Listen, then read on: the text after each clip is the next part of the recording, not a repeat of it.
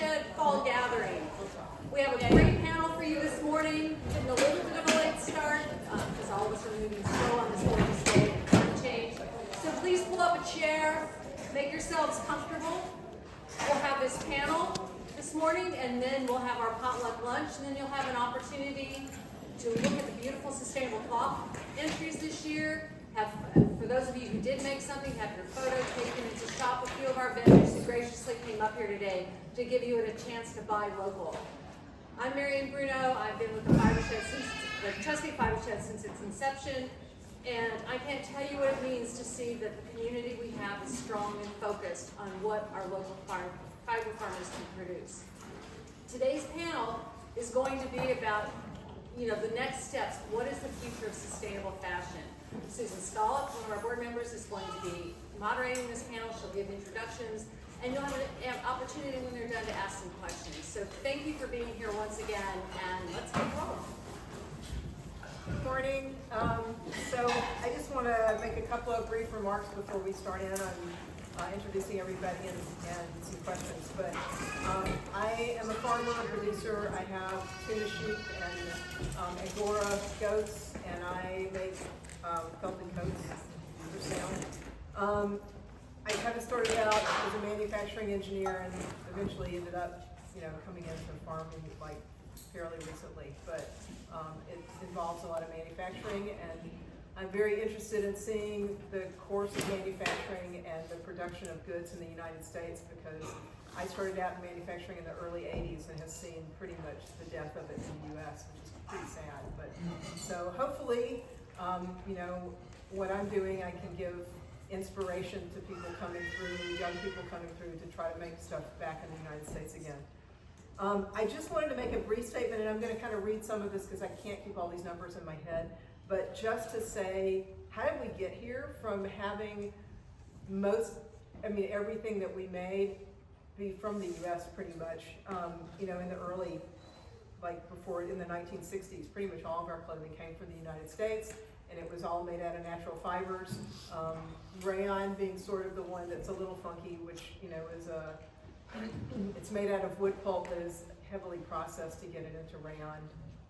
But, polyester was first introduced in the 1960s. It was developed in the 1920s, and then given over to the UK, who then further developed it. And so it was kind of big in the 60s. You guys probably remember the Mondrian dress and sort of the hip, twiggy clothes of the 1960s, which was a lot of polyester, which if you ever were able to feel it, was really not nice. It was really rough. But it was polyester. In the 70s, it sort of went out of favor because it wasn't a real comfortable thing to do, but it would gain in popularity because it was easy. It was stain resistant. It was wash and wear. You didn't have to iron it because people were tired of ironing linen and cotton. And so it became very popular, and then in the 1970s, they developed what they called microfibers.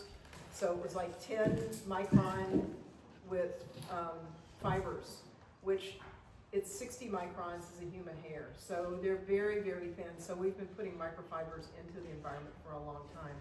And at that point, when they had the microfibers, you got the more silk-like quality, the real softness that people loved.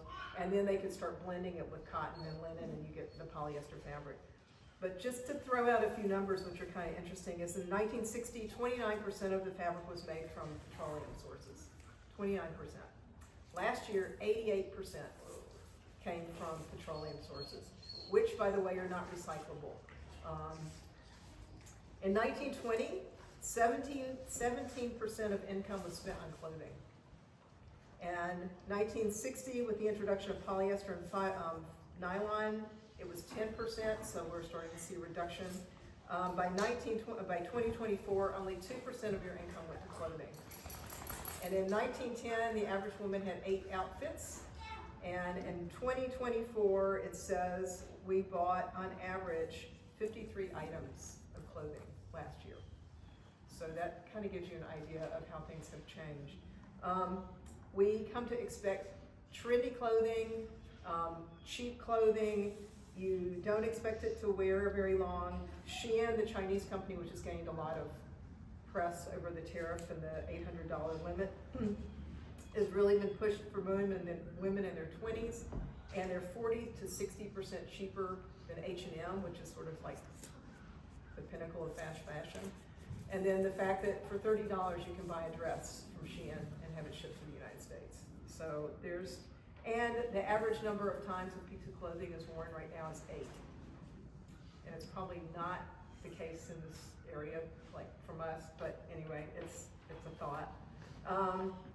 So with the availability of cheap throwaway clothes that are, quote, on trend, and up to 10,000 new items each day, supposedly, are added into Shein website, I think it was just something that we wanted to talk about. So we have 3 panelists, and so on my left is Mary Kingsley. Mary is part of the board of the Fibershed, and she has started a sustainable clothing company in 2017. So she has some experience in doing this. Marcy Linton is from University of Virginia. She is in the drama department, but has developed a class called Toxic Fashion. Is that right? Yes. Yes. And is currently the collection manager for the UVA Historic Clothing Collection, and also taught a class called Who Dressed You, which proved very popular with undergraduate students. And she told me that she had all the students looking in their clothes and in their shirts, trying to figure out the label and were they wearing plastic? And then Katrina Orsini is a historian and educator. She is the program associate for academic engagement at George Washington University, and she has been currently working on she teaches a course, Sustainable 2005 Response, is that supposed to be 2005? Responsible Fashion. Oh, that's the course number. I was like, wait a minute. Responsible Fashion. And she's also developed a really interesting museum exhibition, and I'm reading this because I forget the name. Source Material, Lessons in Responsible Fashion, which she worked with the Fibershed to bring in visitors. And then it's on exhibit until 2026? Until April. Yep. So if you haven't seen it, hopefully you'll go. So I'm going to start with asking a few questions, and then I'm going to give them a chance to wrap up, and then at lunch you can ask more. So I guess first of all, I'm going to kind of just open it up, is given that 70+% of our clothing contains, or 88%, contains fossil fuel, how do we get more interest in natural fibers and locally grown fiber? So, anybody want to? Well, I'll probably come back to this repeatedly, but I think it's educating a younger generation is the most important, because like Susan said, most of my students don't even realize what they're putting on their body. And if they do sort of realize it's, not quote unquote a natural fiber, they don't realize that maybe what they think is natural is just laden with so many chemicals or processing that it renders it unsustainable. So actually you commented that we buy 53 garments on average a piece, and I do this survey in my class. I teach this class every 7 weeks because it's set up in a special way. And there are 36 kids in there, and on this survey I ask, give me the total number of garments that you brought with you to UVA minus underwear or any kind of undergarments. Always between 3,000 and 4,000 garments for that number of people. And that's the reaction they get. Like they think, oh, here's my 100 and some or 200, whatever, 50. There's always 1 or 2 people that only have about 20 to 30 garments. I'm just like, they can't even fathom it. I think it's education. They just don't get it. Out of sight, out of mind, and they're living in their own bubble. I'll add, because my experience is very similar with my students, and I think it's hard for us to be in their mind because like their entire life is fast fashion. They don't really know what was before that. So they think like H&M is very normal. They think synthetics are very normal. My students don't know that silk is in any way like attached to an animal. Like they don't know these things, so they're not part of their like lifespan. And so just a little bit about the Textile Museum collection. We're a historic handmade non-Western collection. So the thing that gets my students most interested in natural fibers is they come into my class thinking that natural fibers only means like wool and cotton, essentially, sometimes silk. And so the nice thing about having the museum collection as like a teaching tool is that I open their minds to like the fact that basically every culture around the globe has some sort of natural fiber that they have historically used that is also like culturally meaningful to them, like pina cloth, pineapple leaf fibers, banana leaf fibers, ox fibers, things that like they have never even really thought about the fact that clothes can come from other places. And so exploring that day in my class is my favorite because, I open a bag of like camel hair and the whole room smells like camel hair for a moment. So it's a very like sensory learning experience for them too. But I totally agree. I mean, we just have to start with education because they truly, like young people don't know a time before the 90s. Yeah. Yeah. Yeah, I would agree that it's all about education and also just calling it for what it is. And for instance, you brought up the point about how much of it is fossil fuels. Call it plastic. Just say, do you really want to be wearing plastic? And when we first started our company in 2016, Leg Farmer, and we wanted to do no synthetics in the clothing at all. And we were using the terms like, synthetics and polyester. And then we realized, the more we realized that, it really is, it is plastic and it has health effects and it has, profound health and environmental effects. And so, yeah, just call it. Just say, do you really want to be wearing plastic on your body? And as more and more research shows the effects that it has, there's a lot out there about endocrine disruption, infertility, all this sort of thing. Also, I think another target audience is young parents because they're very concerned about what, about their children's health, obviously. And and it's a good question to ask. Do you want your infant to be wearing plastic and toxic dyes? And, the choice is yours. And yes, these things are more expensive, which we'll probably get into next, but just calling it out for what it is. I will say this, yesterday my son was helping me give some vaccines to my sheep and we were chatting and I said something about plastic. He goes, well, Mom, now they're finding, because he's doing his PhD in biomedical engineering, so he's reading a lot of stuff. He goes, that they're finding microplastics in plaques in people who have heart attacks, which should make us all a little uncomfortable. So, well, the next one I have is the American textile infrastructure has been largely dismantled by global trade and lack of investments in U.S. factories. If you haven't had a chance to read the book American Flannel, because Marion turned me onto this book, and it has been a really eye-opening read, as well as sort of a walk down memory lane, because I had a roommate in college whose family owned a sock mill, and they were third generation, which of course now the mill is long gone. But anyway, how do you think we can rebuild some of this infrastructure, even at a local small scale, realizing the cost of automated machinery is very high, and most of the machinery comes from Europe and China? I'll start this one. Okay. This is really interesting because the way that we talk about labor in my class, I think students know that most of their things are made elsewhere. And then we talk about how basically the fashion industry, which I think we'll talk about what that means in a moment, one of the other questions, can continue always to move its labor force to the cheapest place that will make it. And so in most, this is like a purely political question because we're gonna have to talk about NAFTA and things like that. But before we even talk about like exporting labor outside the boundaries of this country, that was happening in this country, right? When the producing things in like the New England area got too expensive, labor was moved to the South.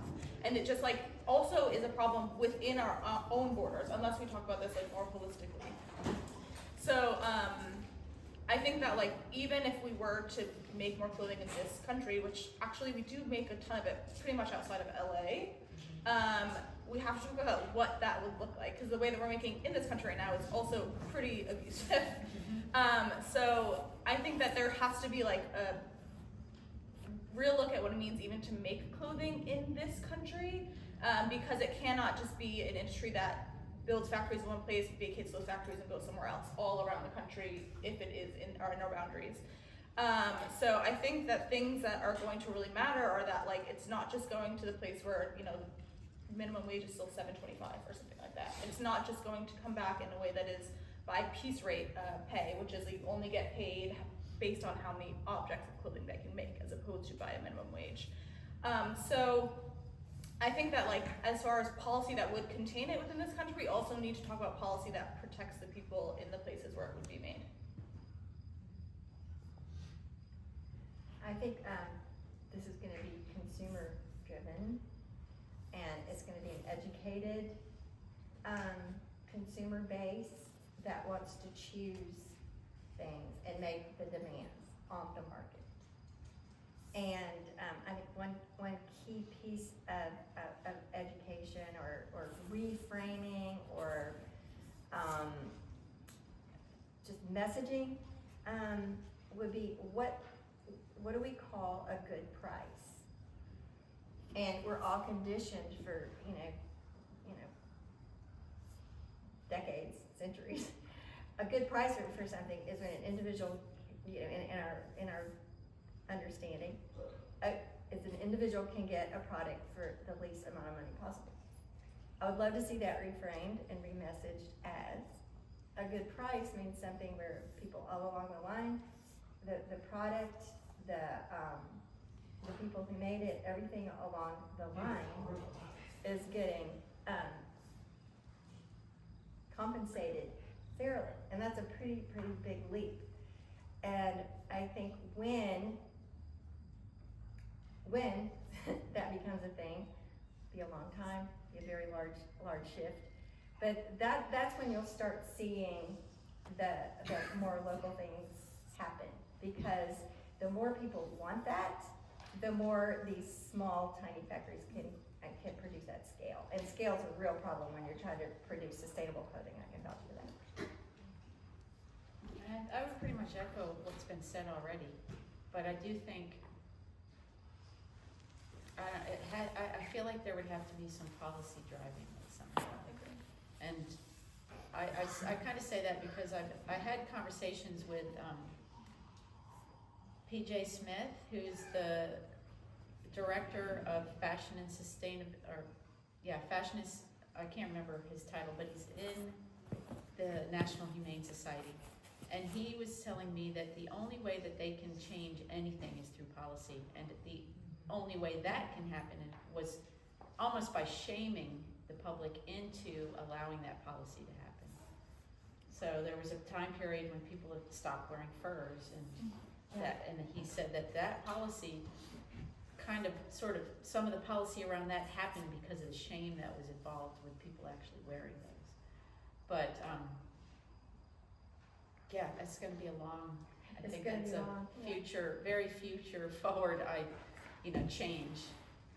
However, I feel like in the current environment that policy's even further away. Yeah. And that isn't it, I mean, I could be wrong, I'm not an economist, but isn't it always, policy is largely driven by consumers' desires and consumers' demands. So, when there's a big voice out there that says we don't want clothing that's toxic, created by slaves, and yes, we will pay more. I feel like that's when the policy will start to show up, because the politicians want to please the people that are putting them in office. But it's all a very long way off. We're talking about turning around a gigantic ship here, no doubt about it. There is like a quasi hunger for that kind of policy that I see right now. I think it's being enacted in the incorrect ways, but there is kind of a push to do things like close the de minimis, the $800 shipping import that we're talking about. But I don't think that the answer is then put tariffs on everything when we do actually at this moment rely on that international structure that we built. That is something that we have to focus on. And so we can't just shut it off and then pair that with austerity. It would take real investment at home to build back up the things that we are now missing fully from this country. So that, last year, or maybe it was 2 years ago now, we talked about investment in this the PA Flax project, and that's really promising, because that is the type of investment that it's going to take to really be able to bring anything back home. So the biggest complaint is just sort of following on, but is that I hear local fiber and local goods is high cost, and how do we get people to buy locally? And I think we're sort of touching on that, but I have to say I don't think it can necessarily be policy. I think I don't know if you guys have any other thoughts about Well, we talked about it a little bit in the car, but I think that the local has to be rebranded somehow, because I mean, people will spend a ton of money to have farm to table. They'll go out to a restaurant that says farm to table, and they'll pay 3 times for that same dinner that they would. So they've come up with an idea of values that they have, and that's why they're supporting that kind of thing. So how can you rebrand the local to be so that they believe that falls under their values, and they're willing to spend that money on the clothing, because they're not thinking, you know, maybe it's because they're putting the food in their mouth, right? They think it's affecting them. They don't understand, which comes back to education, that the garment they're putting on is more harmful than maybe something that they're eating. But I really feel like it's a rebranding somehow of, because you think of local, sometimes people think local is sort of crafty or artisan in a way that isn't trendy. Mm-hmm. But farm to table is really trendy, like people. So I think you said a very important word though, which is like for the next generation, clothing is not something in their mind that should last for a long time. Like it is trends. mm-hmm. And so in their brain, like the lifespan of an object of clothing is as long as that is fashionable. Which is why like my class is called Responsible Fashion. My exhibition has the word responsible fashion in it. Because if we're really gonna tackle the word like fashion, what it means to be fashionable, then I don't know if we'll get to sustainability, because we're always going to be talking about what's fashionable, as opposed to like talking about clothing as like a lifelong investment. Yes, it is gonna be more expensive. It actually should be more expensive, which is the education part. But it also should like last you a very long time. And that's something that they don't really think about so much. I mean, they're still growing and their bodies are changing so much, so there's some of that is like fine. But like the idea that you can buy something at age like 22 and last until you're age 42 is like a new concept to them. So we have to also separate, I think, like the trends that are driving the global fashion industry from the way that we talk about clothing. Because fashion, I think, is like the problematic word that they're always chasing. Yeah, I like the term rebranding, because it is true that I think that, you know, the local fiber movement is rooted in artisans, and which is a very, very important part of it, because you know, we know how things work, we know about the materials and all of that. But again, in scaling up and really supplying people with, you know, a wardrobe, it has to be, again, if people have to really want that, and to want it, they have to understand the importance of it, and understanding the importance of it means education, which is why we kind of veered our little company towards more education than production. We only produce one line of clothing because number one, there's already enough clothing in the world.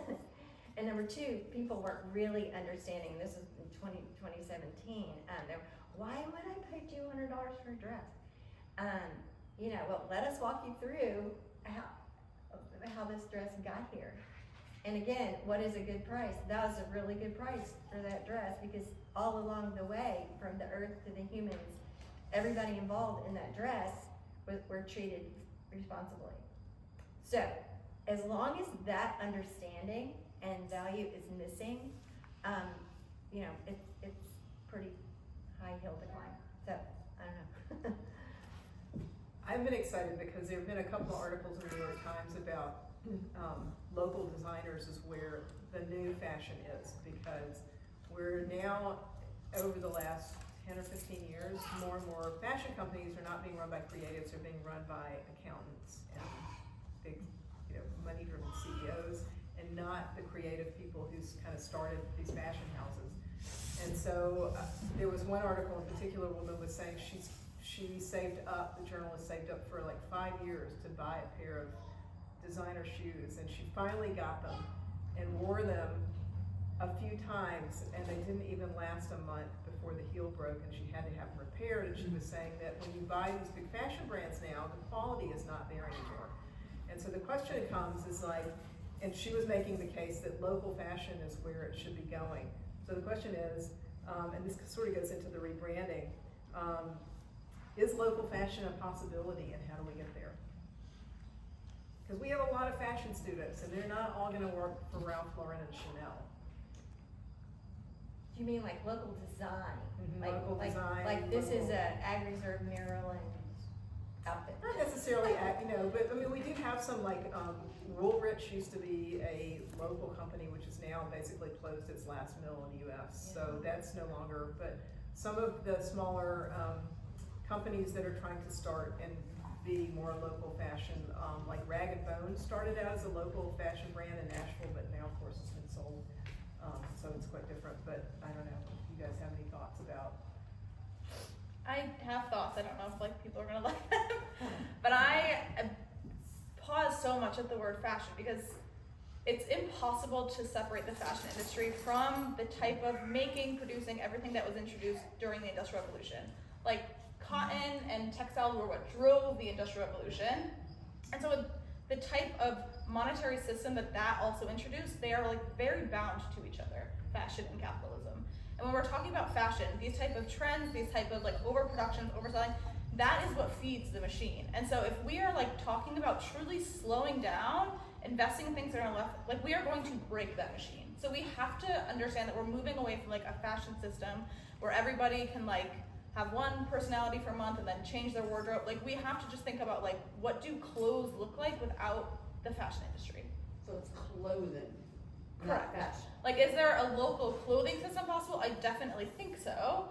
But if we're talking about like everyone buying pieces that are gonna last them a lifetime, that is not going to like sustain the capitalist machine that is the fashion industry. And so I think like the only way the fashion industry continues to grow is like there's designers and we're making things and people are creative and that is like what we're continuously selling. So that to me is the part that I have a lot of trouble situating sustainability in there because that is what the fashion industry is. It is like a capitalist machine that constantly has to turn or it will break. And so we have to break that industry. And so we have to move away potentially from fashion to more like garments. And what does it mean to have like a local garment in Maryland? What does it mean to have a local garment in California? What does that like vernacular look like in each of these locations? And that's how I think that we get there. And that would have to fully do away with like the trends and everything that I think my students love so much. And that part really catches them. Like we need a new word. We need we need to like imagine a new system for the way that clothing exists. Any other thoughts? Oh, no? Yeah, we probably shouldn't end there. So Yeah. that's like really depressing. No, I don't think that's depressing. I think that's actually a good way of framing it because it is rebranding, which we've been talking about. Yeah. It's education and it's like applying your values to the clothing that you're wearing as well, not just the food you're eating or the house you're in or the people you hang out with. It's a holistic, like your whole body, whole life has to change, and why would that not include clothing? So it kind of needs to be a new language, like value-based dressing, value-based garments, I don't know, that sounds so kind of judgy, but yeah, we need a new language around it, and fashion and trends and all that stuff is, you're right, it's just feeding what's already existing, and yeah, interesting. I had I had some thoughts, and I had a clothing, I had a fabric store and taught people how to sew clothes. And one of the things that, in my reading and stuff, and I'm sure Marcy can probably talk to this a lot more than I can, that, when women had clothing made in the 17 and 1800s, they had 2-inch, up to 2-inch wide seam allowances. I mean, we're now with these, with the machines, and if you look in your clothing now, there's like 0 seam allowance. And so why did they have 2 inches? Because cloth was exceedingly expensive, and because the women knew they were gonna get pregnant at some point in their lives and they needed to modify their clothes. And then if some fashion mode came along from France, they could take it apart, reuse the cloth, and be, quote, more fashionable. But they used the same cloth. So that always stuck with me. The other thing that stuck in my head was when Georgia O'Keeffe's wardrobe was donated to a museum, they started going through and they're like, why does she have these strange clothes that look like they were made by a tailor? And it turns out she made them herself. And yeah, she didn't necessarily wear them anymore, but because she had made them, she valued them and kept them in her wardrobe for the rest of her life. So I thought that was kind of interesting. But my last question, and then I'll give everybody a chance to sort of wrap up, is a co-op model possible locally? Can we have a local fiber, local clothing system? And do we need a co-op to do it, or is there another model that you think we could start as being sort of more regional? I think that's like that to me is the most attractive or possible, I guess, way to make something like that happen. And for me, it comes back to the argument that I just made, that I think like the fashion industry and capitalism are very bound up in each other. And so I think that like trying to move away also from the economic systems is a correct path to be thinking, because then you are thinking about like the larger structures that hold up a very unsustainable fashion. And then I think like a large part of that is that you're building community kind of unintentionally, which, you know, like this conversation is not possible if we're not all here. And so those kinds of things I think will really aid the conversation as well. So, a couple things come to mind. Part of the work we're doing through the Chesapeake Fibershed is Chesapeake Fibershed flags. We talked about it last year, those of you that were here. And we had Heidi here from Pennsylvania Flags, and they're working on flags production in Pennsylvania and to scale and to that would actually pay farmers a sustainable or profitable wage for their flax farms. And there is the possibility of Maryland, if we can get Maryland growers excited about it, growing flax, they could be in a co-op, like a textile fiber production co-op across state lines. That's a little maybe bigger than what we're talking about, but that's one aspect of where we could bring domestic textile manufacturing back to our shores and combined efforts, production efforts, and create local textiles. And another on a much smaller level is, this sounds so simple, but and we do this in my little neighborhood. We get together and we do clothing swaps, and it's that's something anybody can do, and it sounds so simple and almost not silly, but it's just fun. It's just fun, and people come and maybe have never done that before, and they realize, gosh, how much fun this is. And then you get some clothes, and then you're out wearing it, and then you run into your friend at the coffee shop, and they say, oh, those are my jeans. And talking about creating community and good feelings and around clothing, it's a way. It is a way. It's just, I just throw that out there, y'all. Do a clothing swap with your neighbors and just see how the ripples go out. I mean, I think they're possible too. I feel like,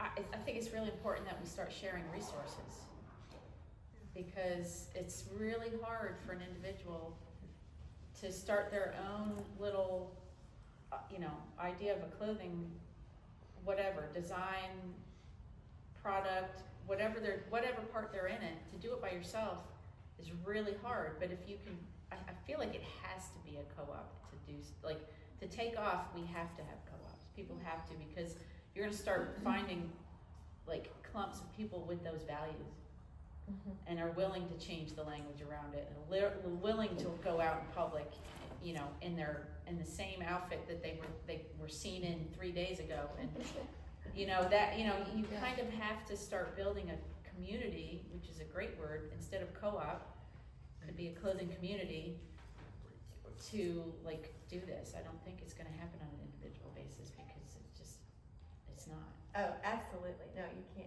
can't do it in isolation. And where did that even get started anyway, that you can wear the same thing 2 days in a row? I mean, who made that up? Oh, that's obviously Instagram. Yeah. It is like purely an effect of social media, where my students don't want to have the same outfit on their like pictures twice. Yeah. Like that is like a thing that exists. Well, even, I grew up in the sixties and seventies, and that would be, you wouldn't dare wear the same thing to school twice, that was bad. So that's been going on a long time, but I think that's mixed up in capitalism as well. That, yeah, They say it goes back to Louis the 14th. Oh, really? In his transit court. Interesting. I was just about to say how many queens have the same portrait painted in the same dress twice besides the Queen Victoria. Who's getting the flag for wearing? Who was given flack for wearing her wedding dress multiple times, yes she was. Oh, yeah, but what a great use of your wedding dress. I mean, what else happens to them? They sit in the closet and they rock. Yeah. Well, I was wondering if maybe in terms of language, I think there's a heavy emphasis on innovation in terms of trends, of create the newest and latest greatest thing that is so unique to you. Oh my gosh, you put a lapel on otherwise tank top and something you don't have for your thing. But I think there needs to be valuation given to those who want to do maintenance and refinement and mending.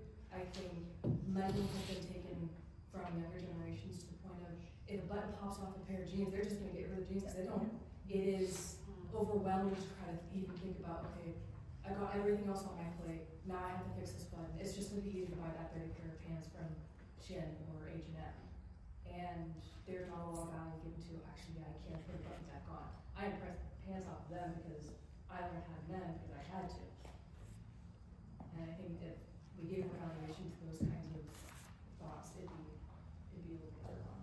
I will say the unfortunate thing with fast fashion is, like, my daughter will come to me and say, can you mend this? And I sometimes have to say, no, it's impossible, because if I mend this, in a week, you're gonna come back, because wherever I mended it, it's going to break.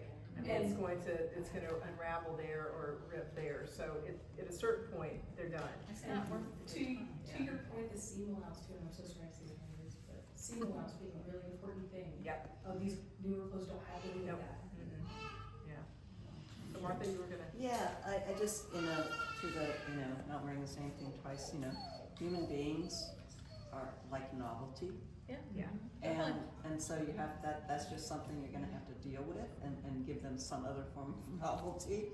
And then just to go back on the question or the discussion about the co-op model, for flax, this couple of professors and farmers down in Virginia that are studying wool insulation and got a grant, and as Fibershed California and elsewhere has found out, it all comes out down to the bottleneck of scouring with wool fibers.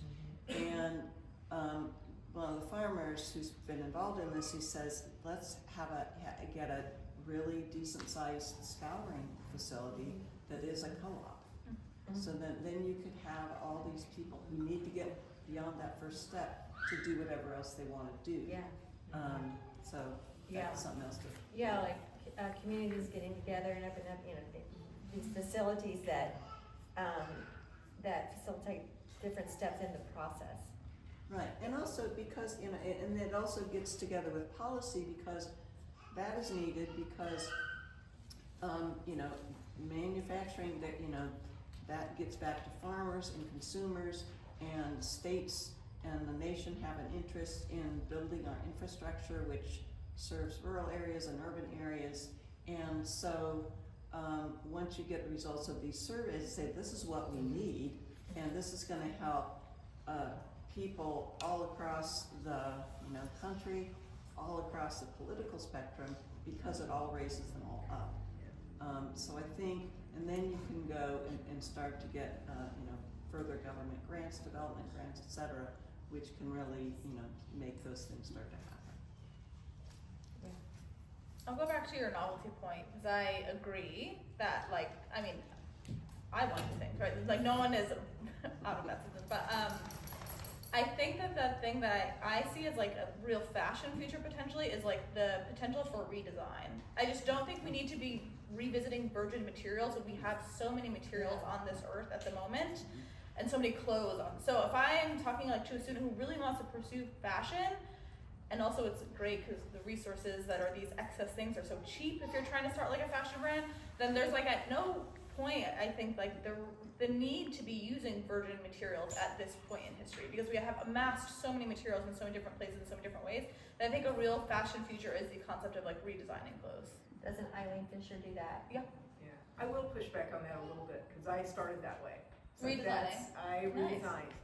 But I quickly came to the realization that it wasn't worth my time, because the materials that you can buy cheaply from thrift stores and whatever don't last, and they're plastic, and so, and they're shedding microfibers, and so that's how I started down the whole path of Fibershed and growing my own wool, because I wanted to make a boiled wool that I was paying a lot of money for in Italy, locally, and so that's the one thing that I worry about. Yeah, it'll be a lot of synthetics for sure. Yeah, and so I think what's gonna happen is that and there are a lot of people working on the recycling, and I don't like the word recycling, because we're not gonna recycle the clothes, because it's really downcycling. But the ability to break down the polyester and use it for something else that's gonna contain it and not be on our body. So I guess that's my only worry about the refashioning. But it never stops shedding either. It No, never, ever. that's the tragedy. But if of it. you use it as insulation and you put it into the house, you don't have to worry about it for a certain amount of time. And I don't see us really moving to wool insulation anytime soon. People are still using a lot of, plastic for that. Just tiny example, in, where I live in, near Percival, Virginia, there's, kind of a neat, it's not a co-op per se, but there's a nonprofit that helps teens at youth, or young adults at youth, or at risk, in the area. And part of what they do is that they wanna, be able to clothe and house some of these people. So everybody donates their clothing to this group. Well, they got one they can use. There's also, a specific thrift shop that they have set up that is dedicated towards redesigning and reusing these clothes. And in fact, my Fire Guild is, we work there, we have a loom on the floor, and we weave rugs from the clothing that's no longer suitable for wearing. And the longest pole in this tent seems to be to find the sewing teachers that can help the youngsters learn the, destructive, creative process of upcycling clothing. I mean, we'll show them how to throw a shuttle and how to work a loom, but that's not the same. But I think that it's really, that's a virtuous cycle. I On teach small scale, and it's all local. I have a class at UVA I've taught since I've been there, because my background is theater. So it's called costume technology, but I'm literally just teaching these students how to sew. Like, they walk in, they've never even seen a needle and thread. And I take them, by the end of the semester, they have made 2 projects that I have chosen, and then they choose their own. And they're making like full denim jeans, or overalls, or jackets, or backpacks, or whatever. Done, but And it's a they're big investment on so- your part. Well, so I can only take 15 students a semester, and I always have at least that or more that I can't let in. Yeah. Because I have to physically have a machine and a space for them. Yeah. And I could teach that class 4 sections every semester, which I refuse to do, because There's other things. I mean, yeah, I couldn't repeat myself that often. But they love it. They do. want to do it. They want to learn. They want to come in there. Even in my other class where I wasn't teaching sewing, I made everybody do a little sashiko sample, and they could not leave that day without finishing the little bit they did, and then take a picture and upload it to the canvas. But I would say like 2/3 of the class were into it, and the other 2/3 were like, what is she making us do? But still, out of 30-some kids, if 20 of them were excited and they finished their sample and they left and took it with them, because I said, you can just take this and use it as a patch if you want on something. They want to learn this. They do, absolutely, because we see, like, this thrift shop run by Mobile Hope is actually, the employees are some of the clients of the Mobile Hope's program. And so they're there around this stuff, and it's osmosis a little bit. They're having to sort through and wrap this clothing, and I'm like, oh, look at this. Well, I think if these co-ops or clothing communities, whatever they're called, included an educational component, like if there was areas, so some of these like helped the bottlenecking, that there was also moments where they could have a young group or just anybody come in and learn, okay, how am I gonna scour? And it kind of, I think that would spiderweb out into people thinking, well, maybe I'll open my own, like, scouring place or whatever. I think we were talking about something really important though, because it, to me, is kind of a example of the way that like the fashion industry now works, in that like, you know, these celebrity designers, they're like creative directors. They're not coming from contacting material or like love of material. They're designing and it's going to a chain, someone else who makes it, and you know, it ends up in the store. So students are not seeing good examples of people who are like, I mean like real like textile lovers making clothing. And so that I think is an opportunity for like local Fibersheds, whatever it is, to like reinvent like the design process. We're like, no, we're gonna start with the fibers, and like learn about the fibers and how to put them together and what the characteristics are, because they see the design process coming from the product first. That's how their brains are. They want to draw it, and then, you know, it goes somewhere else and gets made.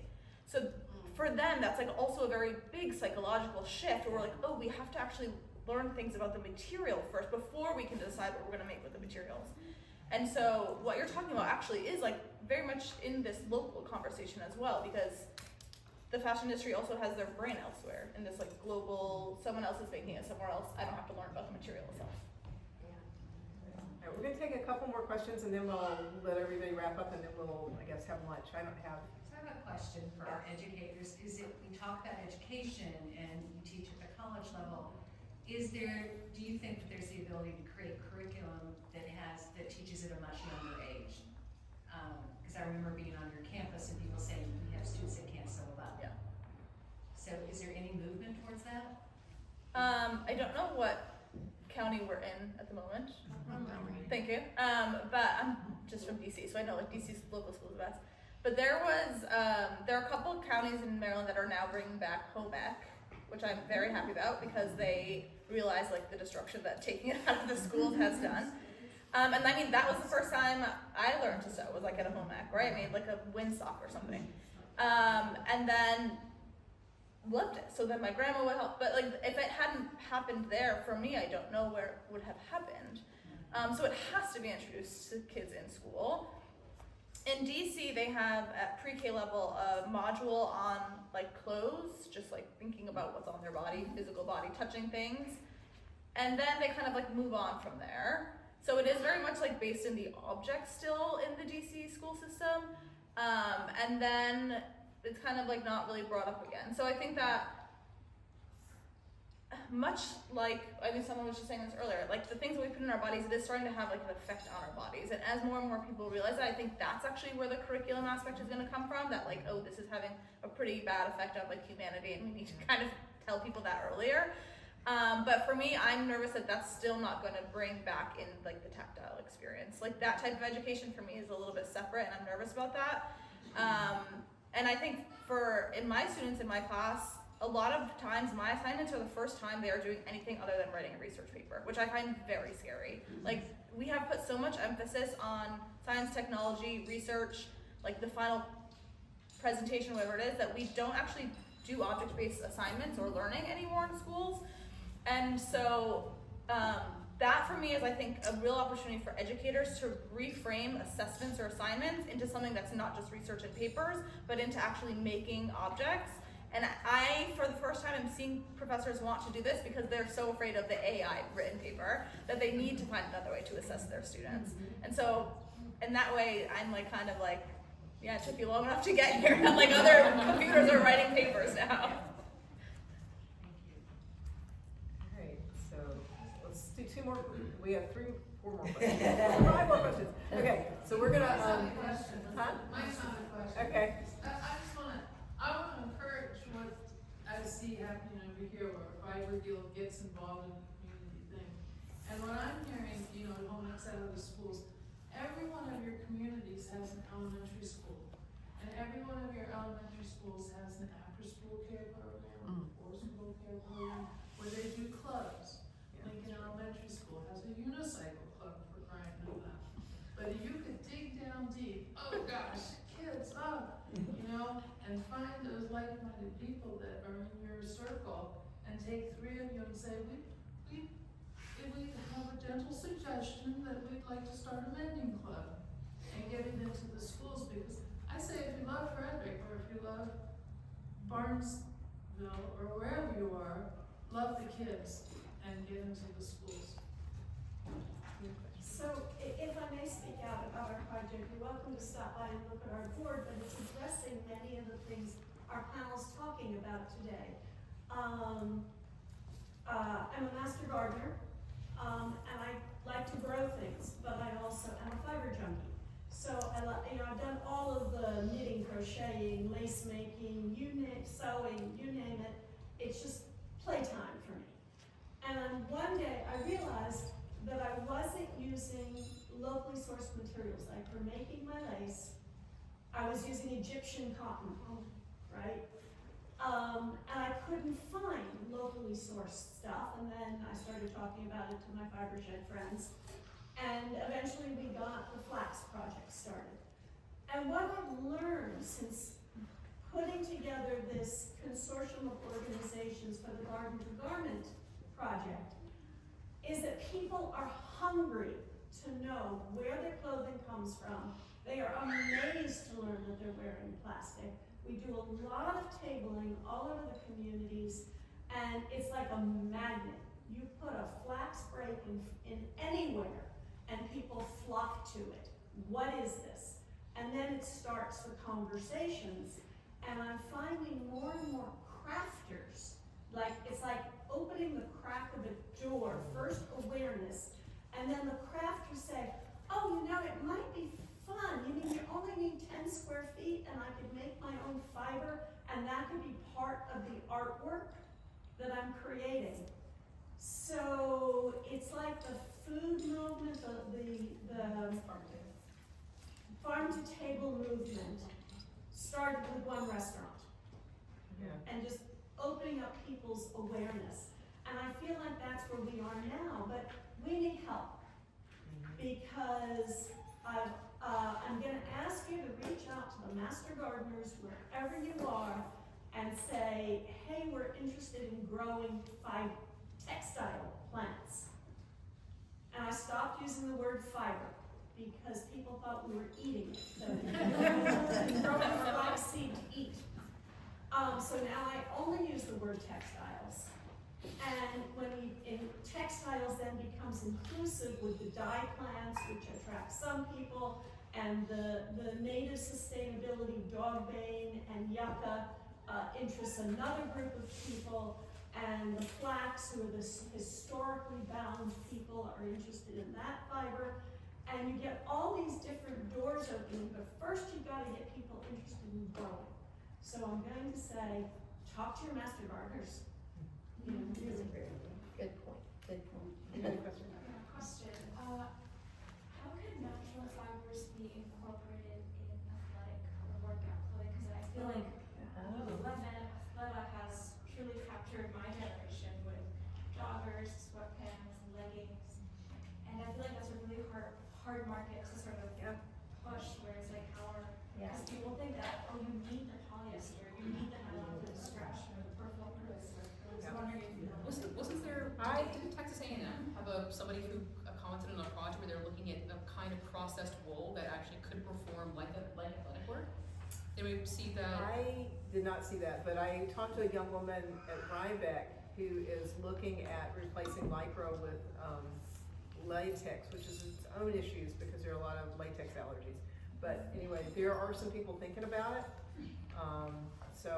But where it's going to go, I don't know. I mean, we have become, as a country or whatever, we have become used to wearing clothes that are not fitted, that are stretchy and super comfortable. And I'm not saying we should go back to wearing really stiff clothes, but I made a couture dress that I did in a class, and it was not stretch. It was made to fit me. It is the most comfortable garment I own to wear, and it is because it fits me perfectly. But it's how to get that into somebody's head. It's not easy. Let me get this guy back. Yeah, I'll just say one thing to her. There is I'll just point you to a resource called Eco Cult. Have you ever heard of that? Yeah, she has actually she's published an entire list of athleisure that is natural fibers. So they do exist. I've personally bought them, so I don't know what they feel like or how they function, like performance wise. But I mean, there are companies specifically filling that niche that we need for sure. Outdoor recreation community is totally latched on the pool as a performance fiber. Yeah. And they have t-shirts and leggings and everything you can imagine. You know, They're all super wash. Some of them are getting closer, but it's super wash again. Yeah, they're all super wash. Well, and what I was going to say was, when I visited Burlington Industries in North Carolina, that they're working, because they're working on a performance wool. It probably will have polyester in it though, because of the way that they work. But they're specifically looking at undergarments for the military, and then using those textiles into a broader market. And last question, and then we're gonna wrap up. Okay, I'm not great at public speaking, and I don't know many people here, but I'm coming from the farmer's perspective, and there are some parallels for what we've been doing in the floral industry to what we're talking about here. I'm in Upper Marlboro, kind of central Maryland area, and we created a collective with four flower farmers that do large wholesale orders to florists, to wedding florists. And we basically grow what they want. You know, we just want to grow, we're just farmers. and so there's something happening in the floral industry where it's sort of like farm to table, but it's more, I want to know my farmer, know your local farmer. And that's sort of what the brides and the florists are getting at in like the equivalent to farm to table, but you're talking like floral or you're talking clothing. I feel like that could apply to clothing too, the know your farmer thing. So that it's not really a co-op, it's a collective of the four of us, and that worked fantastic this year. And I could absolutely see that working in producing whatever variety of flax that is needed, or any other fibers that can be produced here locally. Because we're seeing what do people want us to grow that we can grow, and we've got some acreage between the four of us. We're four women, young women flower farmers that grow stuff. So that's worked really well. It seems like that's something that could work in this area as well. So I'm here. If anybody wants to talk to me about that, I'd love to connect. I'm gonna give you guys a chance to say any final remarks, and then I'll wrap up. I don't have any. Okay. So I just want to say I am really excited because this is sort of, my husband asked me what I wanted to do for retirement, and he thought I was a little crazy when I said I wanted to grow wool and make my own felted fiber for clothing, because he was sort of like, okay, because I just wanted to bring, making back. And so here I am, our quote, traveling, as my sister-in-law put it, in the go-go years were before you get so you can't travel. I'm just traveling around my farm, moving animals every 3 or 4 days. But I love it, and this is what I want to do, and I'm really committed to try to do regenerative farming and try to do local fiber, because I think it's super important. And I am so excited that you guys seem to be really motivated to talk about this topic, and hopefully we can figure out a way to keep the conversation going through either Sustainable Cloth or the IO or whatever, because I would love to hear more ideas and get people really joined together. And we already have a community, but to really open it up and see if we can really make a go of the Fibershed and make it a bigger local clothing farm to garm or whatever. I really don't like that term, but We're local. yeah. We're local. Yeah. Yeah. So anyways, thank you all so much, and I really want to thank my family.